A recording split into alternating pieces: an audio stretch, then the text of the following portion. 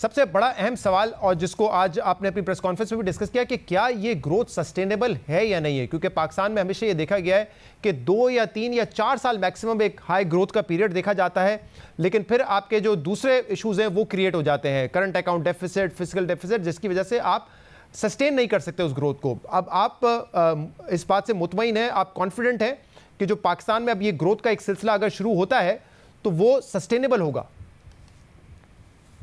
बहुत शुक्रिया, आपने ये सवाल पूछा शहजाद। ये एक एक्सीलेंट सवाल है और मैं इसी तरफ आ रहा था और मुझे आप 2 मिनट इजाज़त दें, मैं इस पर बात करना चाहूँगा क्योंकि ये एक बहुत अहम मौजू है।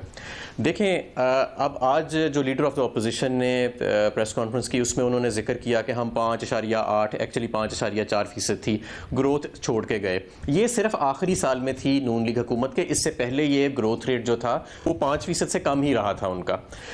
और ये आखिरी साल ज़्यादा ग्रोथ रेट अचीव करने के लिए वो करंट अकाउंट का खसारा ले गए $20 अरब पे, जो पाकिस्तान को डिफ़ॉल्ट के करीब भी ले आया और IMF के पास भी धकेल गया। फॉरेन एक्सचेंज रिजर्व्स को उन्होंने 40% उसके अंदर वो कमी लेके आए, क्योंकि रुपया 30 से 40% ओवर वैल्यूड था, तो $500 मिलियन माहाना वहाँ पे खर्चा जा रहा था। $11 अरब आखिरी साल में डेट राइज आया उनके। $10 अरब जो था वो शॉर्ट टर्म कमर्शियल महंगी बोरोइंग की गई और 7,000 अरब रुपया स्टेट बैंक से छापा गया। ये एक कीमत थी जो अदा की इन्होंने, वो सिर्फ 1 साल का ग्रोथ रेट ज़्यादा दिखाने के लिए, वो भी अपने सिर्फ आखिरी साल में, उससे पहले ये ग्रोथ रेट नहीं था। और इसका नतीजा क्या निकला कि जब हम हुकूमत में आए, मैं 2.5 साल से इस माशी टीम का हिस्सा हूँ जी,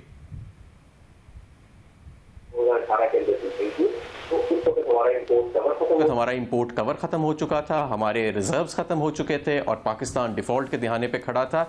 और आज अल्हम्दुलिल्लाह हम एक बहुत लंबा सफ़र तय करके आए हैं। कोई उस वक्त ये सोच भी नहीं सकता था कि 2.5-3 साल के बाद मैं आपके साथ बैठा हूँगा और मैं आपको ये बता रहा हूँगा कि हम 4% की ग्रोथ रेट अचीव कर रहे हैं। फॉरेन एक्सचेंज रिजर्व्स 2016 की हाईएस्ट सतह पे हैं, आपकी रेमिटेंसेस हाईएस्ट सतह पे हैं और आपका करंट अकाउंट जो है वो $950 मिलियन से ज़्यादा खसारे में नहीं बल्कि सरप्लस के अंदर है और आपका ऑल अक्रॉस जो है वो ग्रोथ आ रही है। अब आपका सवाल कि हमने इसको सस्टेन करना है। जब हमने देखें इस सवाल का जवाब देने से पहले आपका मुझे थोड़ा सा इजाजत दें, आप तफसील से जवाब दीजिएगा इसका। लेकिन आप जो ये कह रहे हैं कि नून लीग ने सिर्फ आखिरी साल में हाई ग्रोथ दिखाने के लिए ये सब कुछ किया, जिसकी वजह से करंट अकाउंट डेफिसिट में इजाफा हुआ, लेकिन मेरे सामने इकोनॉमिक सर्वे मौजूद है और इकोनॉमिक सर्वे के मुताबिक आखिरी साल में 2018 में 5.5% ग्रोथ थी। उससे 1 साल पहले यानी कि 2017 में 5.3% पाकिस्तान की GDP ग्रोथ थी। 16 में 4.5%, 15 में 4.1% और नून लीग के पहले साल में यानी कि 2014 में भी 4.1%। ये 5 साल में ग्रोथ 4% से ज़्यादा रही है, जो कि आप कह रहे हैं कि बड़ी अचीवमेंट है 3.94%। उससे ज़्यादा ग्रोथ रखी है नून लीग ने 5 साल में, 1 साल की बात नहीं थी सिर्फ ये। अच्छा, मैं आपको एक और बात भी बता दूं, जब नून लीग आई थी तो उनको सिर्फ $2.5 अरब का करंट अकाउंट डेफिसिट मिला था। हाँ। और उससे ज़्यादा, उस करंट अकाउंट से कोई 7-8 गुना ज़्यादा के फॉरेन एक्सचेंज रिजर्व्स उनके पास मौजूद थे। हमें $19 अरब का करंट अकाउंट डेफिसिट मिला और इसके ऊपर $10 अरब जो पाकिस्तान की तारीख का सबसे बड़ा डेट रिटायरमेंट एंड सर्विसिंग का बर्डन था, वो भी हमें मिला। हाँ, ये फिगर्स आपके दुरुस्त है। अच्छा, एक और हमारा साहब, ये फिगर्स दुरुस्त है, लेकिन आपका ये कहना कि सिर्फ 1 साल की ग्रोथ के लिए तमाम डेफिसिट्स क्रिएट किए गए, ये बात दुरुस्त नहीं है ना, क्योंकि 2017 में भी 5.2% थी और 4.5% 2016 में थी और 17 में भी शहजाद जो करंट अकाउंट डेफिसिट था वो कम नहीं था, वो $12 अरब था। $12 अरब से अगले साल में ये उसको $19 अरब पे ले गए। तो ये कुछ 17 के अंदर भी जो ग्रोथ डेफिसिट्स वाली आपकी बात दुरुस्त है, लेकिन जो आप कह रहे हैं कि 1 साल की ग्रोथ थी, वो बात एक्चुअली गलत है ना, कि 1 साल की ग्रोथ नहीं, ग्रोथ तो मुसलसल 4 साल में हमने देखा है कि 4% से ज्यादा रही थी ना। देखें, उनके पास वो करंट अकाउंट का खसारा नहीं था जो हमारे पास था। उनके पास फॉरेन एक्सचेंज रिजर्व ज़्यादा थे और उन्होंने क्या किया कि उन्होंने करंट अकाउंट का ख्याल नहीं किया, उन्होंने फॉरेन एक्सचेंज रिजर्व्स का ख्याल नहीं किया। वो उनके जो सेकंड लास्ट ईयर था उसमें भी $12 अरब था और लास्ट ईयर के अंदर भी था। और सबसे बड़ी इसकी गवाही कि इनका जो ग्रोथ रेट था वो सारा इन्फ्लेटेड था और एक गुब्बारे की शक्ल में ये था कि जब इन्होंने 5.5% जो आप कह रहे हैं ग्रोथ रेट हासिल की, तो जितने आलमी इदारे थे जो पाकिस्तान की मईशत को रेट करते हैं, उन्होंने पाकिस्तान की मईशत को डाउनग्रेड कर दिया। अगर इतनी अच्छी ग्रोथ जारी थी जिस तरह आप बता रहे हैं कि आखिरी सालों में 5% और फिर 5.5%, तो फिर आलमी इदारों को तो पाकिस्तान को अपग्रेड करना चाहिए था कि पाकिस्तान तो भाई ये तो इतनी बड़ी ज्यादा ग्रोथ। ये नंबर्स मैं नहीं बता रहा हूं, ये इकोनॉमिक सर्वे रेटिंग को इकोनॉमिक सर्वे बता रहा है, और क्योंकि 2.5 साल से आप भी मईशत को देख रहे हैं, आपको पता है ये नंबर्स दुरुस्त है उसी सर्वे में जी। लेकिन जो आप जो बता रहे हैं डेफिसिट्स की बात, वो सर्वे में ये भी मिल जाएंगे। डेफिसिट्स वाली बात आपकी दुरुस्त है और उसी वजह से पाकिस्तान को डाउनग्रेड किया था। लेकिन मैं सिर्फ ये पॉइंट एस्टैब्लिश कर रहा था कि एक साल की ग्रोथ नहीं थी। लेकिन अब आपकी मईशत के हवाले से आ जाते हैं, क्यों आप समझते हैं कि ये ग्रोथ सस्टेनेबल होगी? क्या फैक्टर्स और आदाद शुमार है जो इस तरफ इशारा कर रहे हैं? देखें, फैक्टर्स यही हैं कि नून लीग ये जो ग्रोथ हासिल करती थी वो करती थी खसारों के सर पे, करंट अकाउंट को ले जाती थी $12 अरब और $20 अरब पे। हमारा $950 मिलियन का भी अल्हम्दुलिल्लाह सरप्लस चल रहा है। वो अपने रिजर्व्स को 40% डिप्लीट कर देती थी, आखिरी 17 महीने के अंदर 40% डिप्लीशन हो गई। हमारे रिजर्व जो हैं वो बढ़ रहे हैं। और देखें, आप अपनी डेट सर्विसिंग कैसे करते हैं? आपके पास दो रास्ते होते हैं, या आप नई डेट लेते हैं, या आप अपने फॉरेन एक्सचेंज रिजर्व्स के अंदर कमी लेके आते हैं, या आप अपने फंडामेंटल्स को इंप्रूव करते हैं। तो नून लीग डिस्पाइट द फैक्ट कि अपने फॉरेन एक्सचेंज रिजर्व्स में 40% कमी ला रही थी, वो साथ रिकॉर्ड $11 अरब की डेट भी ले रही थी। तो हमारे टाइम के ऊपर ऐसे नहीं है, हमारी डेट्स जो अक्यूमुलेशन है वो भी स्लो हो गई है उनके आखिरी सालों की बिनिस्बत, और एट द सेम टाइम हमारे रिजर्व्स भी बढ़ते जा रहे हैं, यानी हम रिजर्व्स के अंदर से भी ज़्यादा हाथ मार के इस्तेमाल उनको नहीं कर रहे डेट के लिए।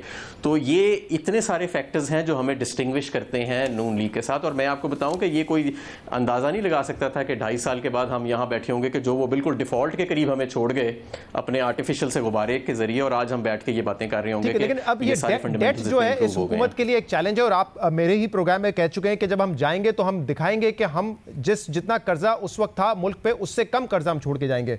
अब 30,000 टोटल डेट एंड लायबिलिटी की मैं बात कर रहा हूं, नून लीग छोड़ के गई थी, आपके दौर में ये 45,000 हो चुका है। इसमें जाहिर सी बात है रुपी डेप्रिसिएशन का फैक्टर भी मौजूद है जो एक्सटर्नल डेट से ताल्लुक रखता है। लेकिन ये 3,000 की डेट सर्विसिंग हर साल होगी और एक्सपेक्टेड है कि अगले साल भी इतनी होगी, ये कैसे बोझ बर्दाश्त करेगी हुकूमत? पहली बात तो ये कि इसमें एक तो आपने ठीक कह दिया कि रुपये की रीवैल्यूएशन है, जो एक्चुअली हमने कर्जा नहीं लिया, वो सिर्फ किताबों के अंदर कर्जा बढ़ा है।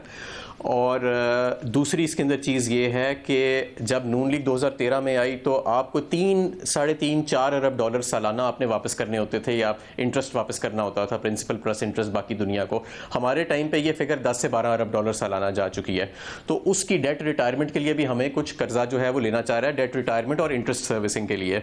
लेकिन मैं समझता हूं कि जिस तरह अब हमारी जीडीपी ग्रोथ जो है वो बड़ी है और हमारे टैक्स रेवेन्यूज़ जो हैं वो इस साल अपने टारगेट से शायद एक्सीड कर जाएं, इससे आपके खसारों में कमी आएगी। जब आपके खसारों में कमी आती है तो आपकी बोरोइंग नीड्स कम हो जाती है। ऑलरेडी इस साल मेरा ख्याल है जो आपकी एक्सटर्नल डेट इंक्रीज है वो लोएस्ट होएगी 6 सालों के अंदर, जो कि एक अच्छा नंबर है। तो इसमें जैसे जैसे आपके फंडामेंटल्स इंप्रूव होंगे तो ये डेट नीड्स आपकी कम होती जाती हैं। हमारे साहब, करंट अकाउंट आप कह रहे हैं कि सरप्लस है $950 मिलियन, ये यकीनन एक अचीवमेंट है, लेकिन गोइंग फॉरवर्ड आप कैसे देख रहे हैं? क्योंकि पिछले 2 महीने से जो ट्रेड डेफिसिट है वो $3 बिलियन है, यानी कि अगर ट्रेड डेफिसिट इसी रफ्तार से चलता रहा तो ये पाकिस्तान के लिए प्रॉब्लम बन सकता है। रेमिटेंसेस कुछ हद तक इसको ऑफसेट कर रही है, लेकिन एक्चुअली आपको फायदा उस वक्त होगा जब आपके एक्सपोर्ट्स में इजाफा होगा।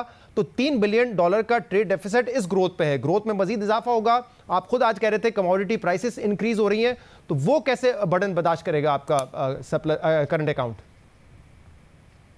जी, तो एक तो ये कि हमारा, जैसे आपने खुद कहा कि रेमिटेंसेस भी इंक्रीज़ हो रही हैं और हमारी एक्सपोर्ट्स भी जो है वो एक फॉरवर्ड अच्छा मोमेंटम जो है वो दिखा रही हैं। एंड आई एक्सपेक्ट कि क्योंकि अब एक मार्केट एक्सचेंज रेट है, आर्टिफिशियल नहीं है, तो ये एक्सपोर्ट्स का मोमेंटम भी सस्टेन होएगा, इससे हमें वो फॉरेक्स कवर मिलता रहेगा।